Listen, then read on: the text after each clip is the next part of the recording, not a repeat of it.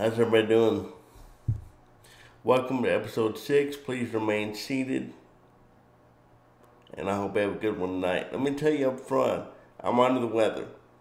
I've got a moderate to severe, probably a sinus infection. Gonna have to maybe visit the doctor soon. I have not felt good all weekend, unfortunately. I've been coughing like crazy, and this episode was really in jeopardy. So I had to pull out the good old Kentucky cough syrup here to help me get through this, and I hope it tempers my coughing. Which is a good place to start. How did I begin to like and collect American whiskey?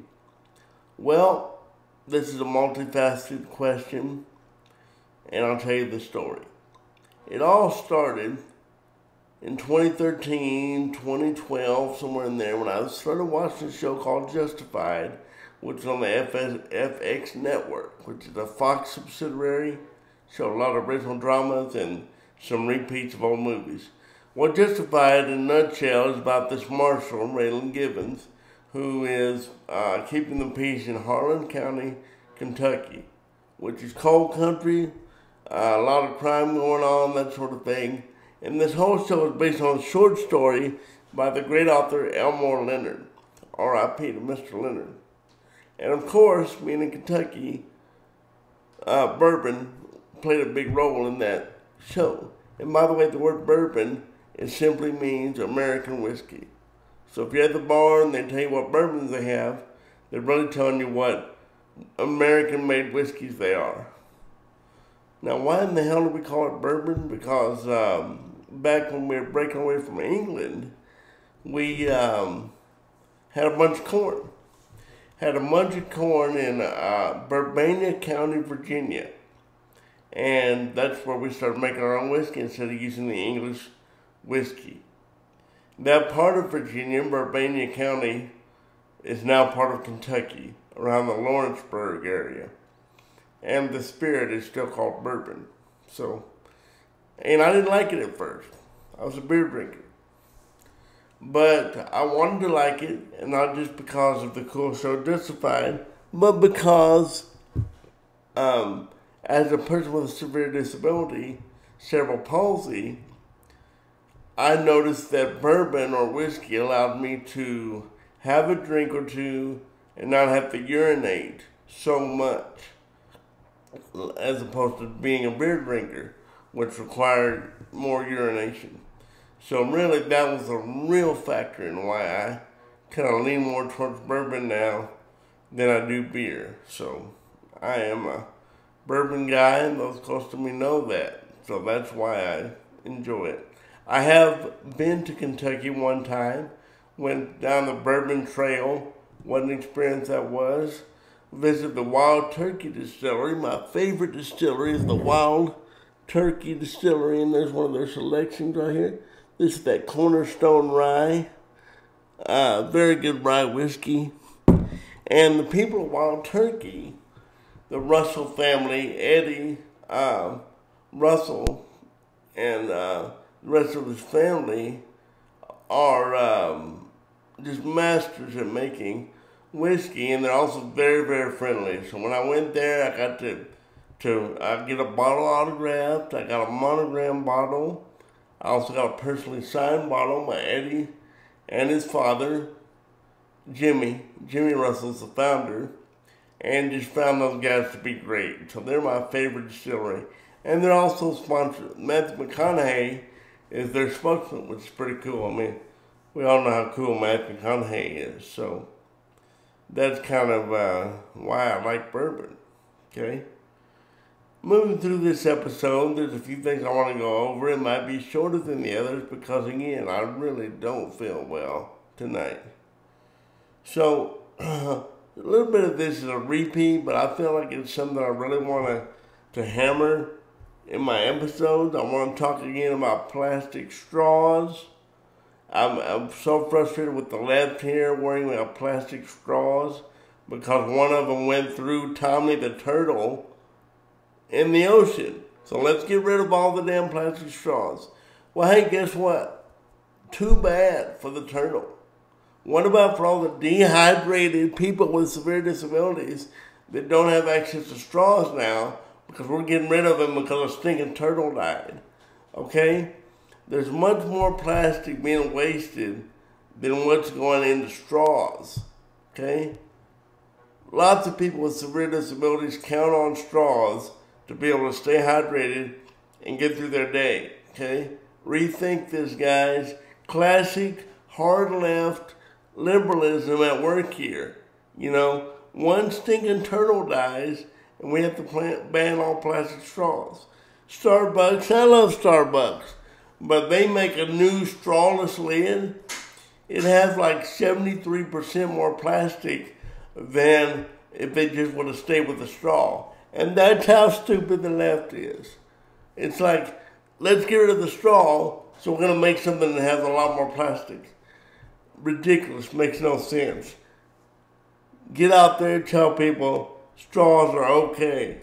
Straws are okay.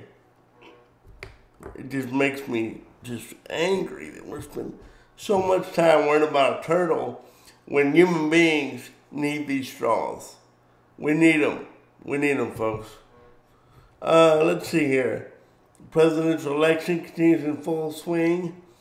This week I answered an online poll that said, simple question, is President Donald Trump a racist? And it said yes or no only. My answer is no. My answer is no. And that sparked a lot of debate on my Facebook page. People were going back and forth and this and that over this issue. But I'll make it clear, I don't think Trump is a racist. I don't care if you talk about him freeing A$AP Rocky, the rapper, what he did with Kim K on reforming prisons.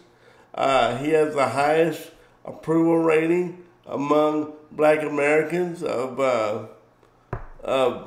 like I think it's the top 9.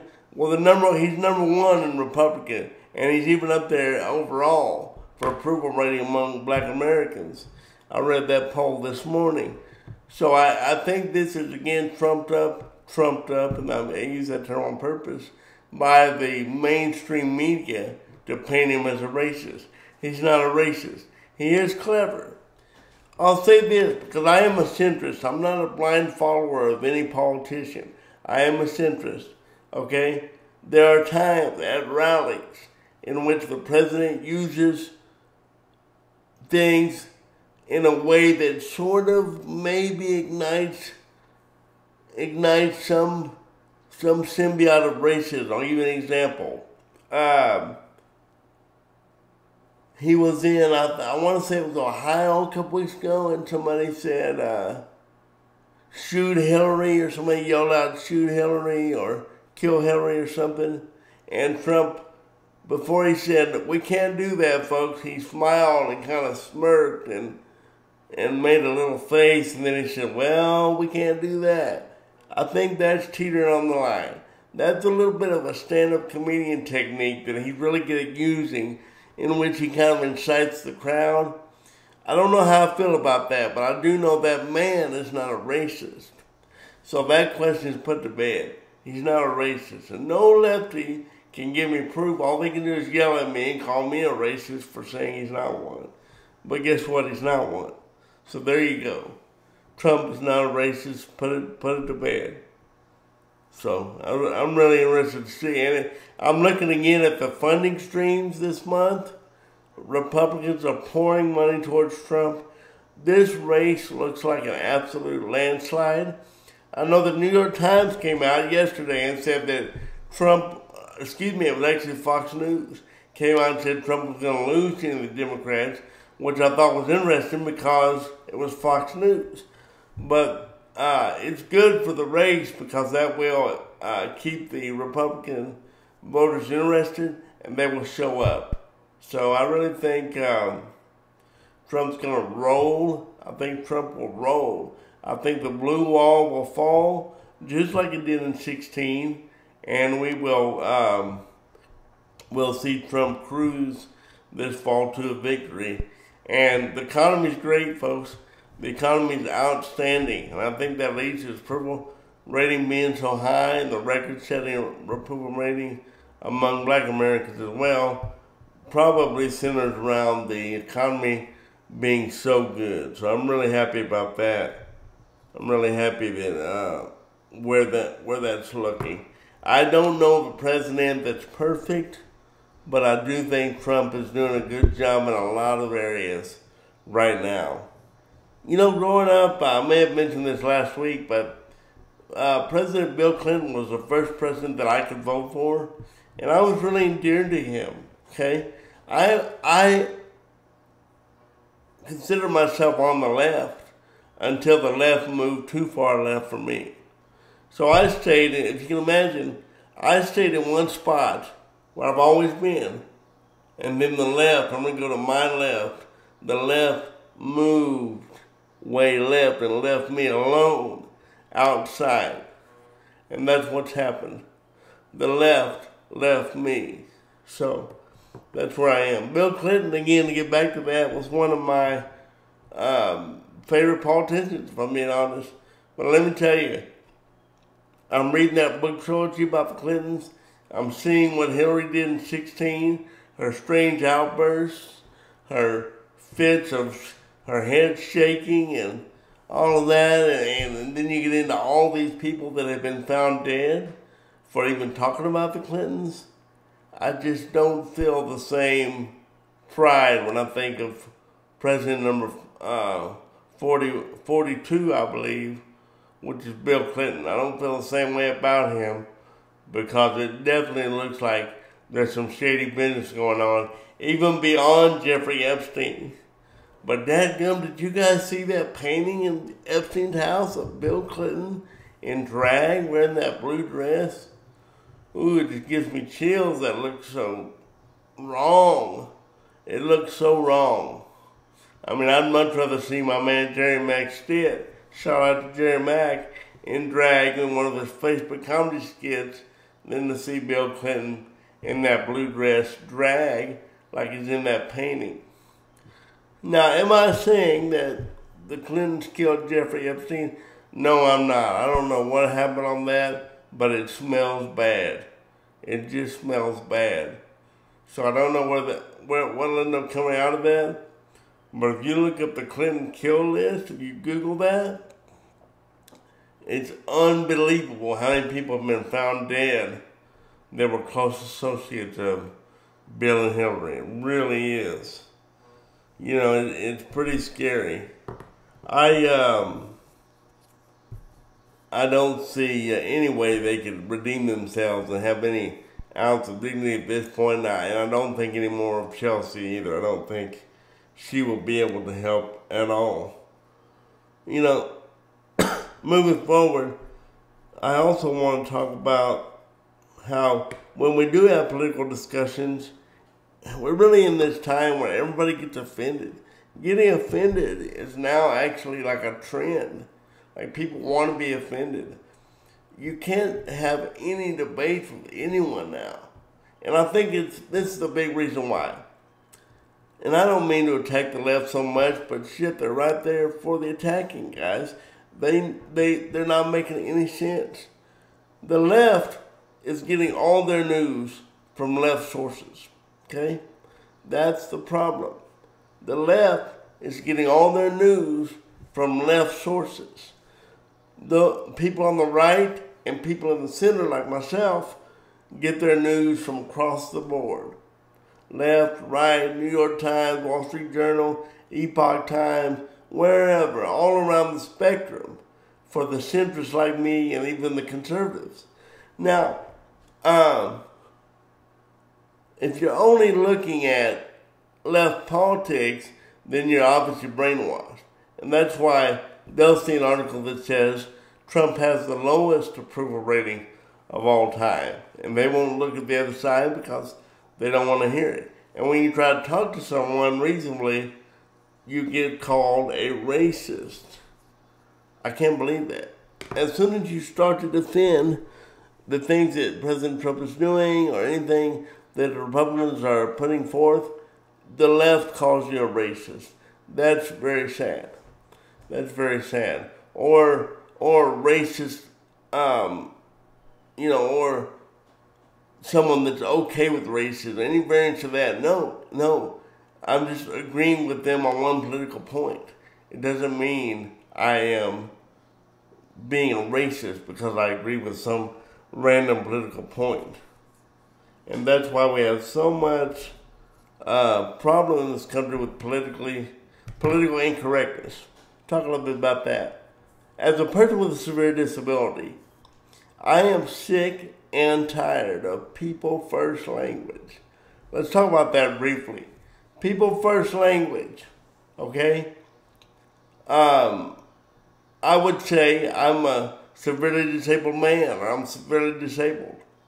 If I'm using people first language, I have to say I am a person with a severe disability. Come on. Are you kidding me? I mean, you know who thought of that? People without disabilities thought of that. People who are not in the groups. Quit speaking for people that you're not part of their group. And I guarantee you the people that thought of this people first crap were not people with disabilities. Let's quit being wussies. Let's get to where we can communicate and not worry so much about political correctness. Okay? Let's make good decisions. Let's work hard. And let's make the country the best it can be. You know, political incorrectness is too much. You know, I even question, I want to do some research to see if the sports teams thing is a big deal. You know, everybody wants the Washington Redskins to change their name to the Washington Whales or something that's not offensive to the indigenous Americans, the Indians. So I want to know, is that true? Is that really what our native people want? Or is this once again some liberal that's just decided that that's what needs to happen? Get out of other people's groups and let them tell you when they're offended. Don't tell us when we're offended. I hope that makes sense there, but I think it's a big problem. You know what else is a big problem, according to the left? Global warming. Okay? Let's talk a little bit about this. Number one, do I think global warming is real? Yes, it's absolutely real. But now, let me tell you why, where I veer off from the far left on this issue. And that is what we can do about it. The far left will tell you, hey, we can do these things now, and in 12 years, the country will be saved, and global warming will no longer be a problem. That's bull. If you look at the real science, there's nothing we can do about global warming. And if we took away everything we do in America that's affecting our environment, it won't even make a measurable impact on global warming. It won't even make a measurable impact on global warming. Yes, global warming is real. No, we cannot stop it. I don't care what AOC says. I don't care what Bernie says. I don't care what Kamala, whatever her name is, says. We can't do anything about it. It's not as easy as they say. The planet's warming without regard to what we are doing, okay? Without regard to what we are doing. Look up the real science. Quit drinking the Kool-Aid. Quit drinking the Kool-Aid on that. So that's my thoughts on global warming. Well, I've been telling you guys for weeks that you need to see the new Tarantino film, Once Upon a Time in Hollywood. Great, great, great film. I've seen it. My mom, I want her to see it with me. I'm going to bug her about it this week. Great, great film. Quentin Tarantino, master filmmaker of our generation, comes through with his 9th film, Once Upon a Time in Hollywood, which follows the careers of an old TV actor played by Leonardo DiCaprio and his stuntman played by Brad Pitt. And it also brings into focus the Manson murders. Okay? Very, very good film. Get out there and see it. Not for the squeamish, but let me tell you, what a film. What a film.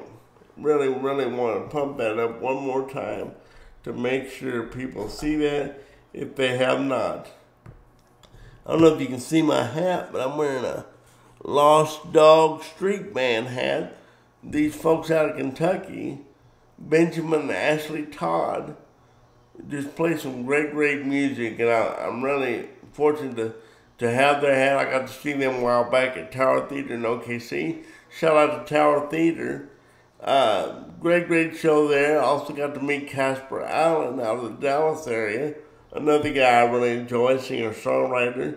You may have seen him, my photo with him on my Facebook. I've just never seen better lyrics, though, than what you get out of Lost Dog, as far as heartfelt, emotional lyrics. I don't beat around the bush. The fact that my heart is broken, it's something that I'm dealing with in my own personal life, and there's no super glue for a broken heart. There's no super glue for a broken heart, but good music sure don't hurt. So check out the Lost Dog Street Band if you get a chance. I want to tell you a story. I'm new to the eyeglasses game, and I was convinced that I left my eyeglasses at Tower Theater, and I couldn't find them in my home anywhere. I looked. My employees looked. We tried to find them as best we could. I couldn't find my glasses anywhere, so I went to Tower Theater to try and retrieve them. Talked to management. They worked with me. They went to where I said they would be, and they weren't there. And I assumed that I lost them. Again, I looked everywhere throughout my house, and I am proudly OCD. So you can say I left no stone unturned. But I tell you, where this thing happened. I had to hire a driver to get me out the tower to look for my glasses, and I stopped at Walgreens on the way home to grab some cash. And as I got out of my vehicle down the wheelchair ramp to enter to the Walgreens, I noticed there was a credit card on the ground by my wheelchair ramp from my van. And so I had my driver get this credit card handed to me, and I thought it had a lady's name on it. And by the way, I'm not afraid to say men and women still. I'm not doing all this he, she crap that everybody's supposed to do now. I don't even know what they're talking about. So in my world, it had a woman's name on it. I went inside Walgreens. I gave it to the Walgreens employee, and then I looked the lady up on Facebook. And I thought to myself, well, what if the Walgreens staff doesn't give it to her? What if they take it and buy up a bunch of stuff? So I looked her up on Facebook, contacted her. She came back to Walgreens in just a moment, and I was able to make sure she got it in person. So I'm glad that even though my glasses were lost, this lady got reconnected with the credit card. So I get home, still discouraged because my relatively new glasses are gone, and I go into my living room, and my glasses are sitting there on my remote control table that I swear I looked at 30, 40 times before I left. Strangest thing ever. I gotta think it's the good Lord repaying me for doing the right thing and making sure that lady got her credit card. Because if I hadn't lost my glasses, folks, I wouldn't have been at that Walgreens, and I wouldn't have been the one to find that card, and that elderly woman may have had her card ran up completely. So I'm thinking now that that was a good thing, even though it was extremely inconvenient for me. All right? Who's excited about the first day of school? Both my boys start tomorrow. I'm excited for them. I know they're going to have big years, and I know that they're going to do their best, this year, and I'm really pulling for both of them. I remember the first day of school. You know, you get out your favorite clothes. Maybe you get out an outfit you got while you're on vacation. You break it out. Maybe it has Walt Disney World on it, wherever you happen to go. You look around, make sure your friends are still there. You got your hair done. You got all your stories. You're trying to see what girl's looking at you, what guy's looking at you, whatever. It's just the first day of school. It's such an exciting time. And I know we have some parents out there that are excited about this break from that school will give them, because they've been dealing with the kids all summer and just hoping they come home every day from work with the house not on fire. So I'm sure they'll be glad that their kids are back in school. You know, I'm very proud to be from Oklahoma. I told you about losing my glasses. I went and saw a band called American Aquarium out of North Carolina, there, and they have a song called Work Conquers All. And it's about a guy who's moving to Oklahoma, and he's hoping that he's going to be able to keep up with our work ethic. Look that up, Work Conquers All by American Aquarium. I'm very proud of that song because it talks about the work ethic of Oklahomans. And I think we have the best work ethic. So I'm very, very excited to be from Oklahoma, still living here. People out in North Carolina are making songs about our work ethic.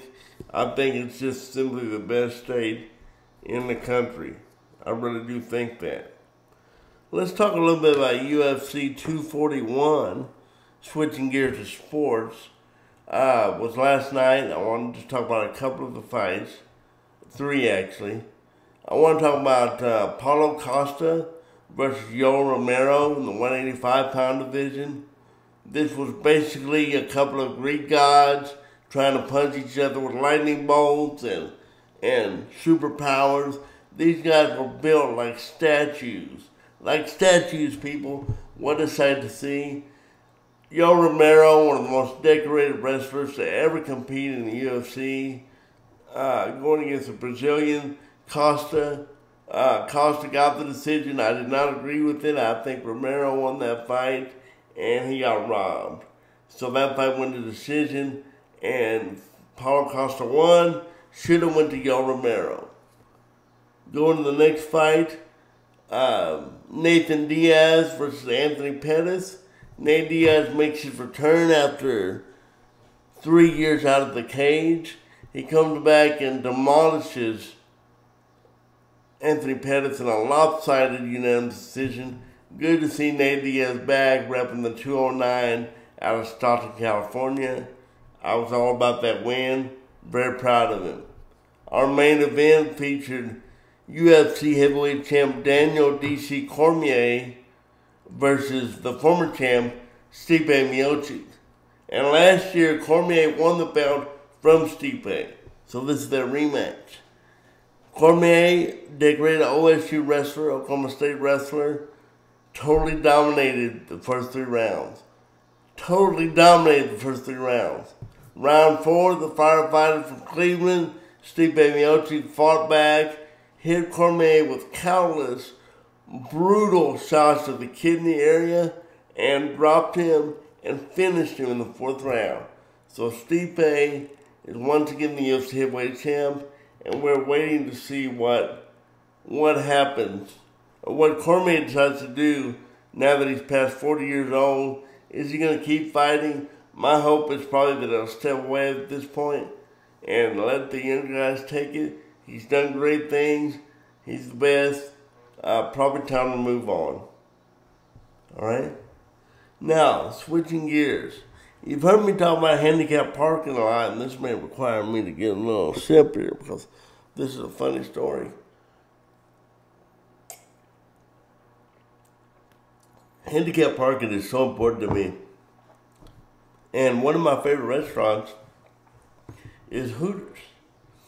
And the Hooters in Oklahoma City on Penn and Memorial, about a year ago, I went there and I noticed that a lot of the employees were parking in the handicap parking. No handicap sign, just parking there.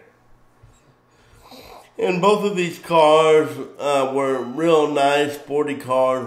It turns out one of them was a manager and one was a cook. And I went in and asked them to move. They wouldn't move. I called the police. Police come out and they made them move. They're both upset with me. They both were calling me a racist. Both these individuals were black. I don't know why they were calling me a racist, but I guess I called the cops on them, but they wouldn't move their cars out of the handicap. They moved them. I went back the next night to the same Hooters. Once again, the cars were in the handicap parking. And I got a drink at the bar, and I said, I'm going to drink this drink, and when this drink is over, those cars have to be moved, and I'm calling the police again. And this lady jumped on me. Why do you keep doing this to us? Why are you being racist? And I said, look, I'm not being racist. Handicap parking is for people with disabilities. who are certified to park there. It has nothing to do with racism. I said, how do you feel about it? And the guy came out from it was a cook, and he jumped on my case again. I said, hey, how do you feel about Colin Kapernick, NFL quarterback known for taking a knee for injustice? How do you feel about him? And he said, hey, I appreciate him. He's out there doing it, you know. He's not in there calling the cops and doing things like you're doing. I said, whoa, fella. You can think of me as the Colin Kaepernick of handicap parking. I'm taking a knee until you move your car out of that handicap and open it up for customers who need it. I'm the Kaepernick of handicap parking. Why? 2 reasons. Number 1, people should never park there without a handicap parking permit. Number 2, too many people have handicap parking permits. There are people listening to this podcast that need to stick their handicap parking permit in their nightstand drawer and never get it out. Too many people have them. I mean, when you couple that with the fact that people are using them illegally, we really have a problem here. So I repeated this for right around about 12 business days. Every night going to Hooters. Every night they were in the parking. And after about 12 days, they weren't parking there anymore. And they don't park there now. And I talked to corporate office, I talked to regional, I complain all the way up. But now you go by there, we can have a wheelchair convention because they're not parking there anymore. So I'm very happy about that. Very happy about that. And guys, as I wrap this episode up, I just want you to know that don't be afraid to communicate with people with severe disabilities. When you hear me speak in a professional setting, I often talk about the grocery store moment, and that's when you see someone with a severe disability for the first time in the grocery store with your mom, and what do? You stare, right? I call that the grocery store moment. You stare and your mom corrects you and gets on you and smacks you maybe for staring, maybe plays a little tune on your hand to get you to quit staring. That's too bad because your mom should have let you ask questions. Don't be afraid to communicate with us. That's the problem with America. We're not communicating well. We're only listening to our side of every story. Listen to both sides.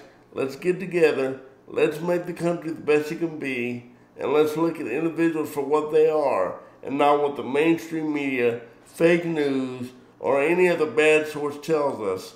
Let's go with what our soul and our heart tells us, guys. Let's have a great week. I'll see you next week. Thank you for watching. And remember, please remain seated.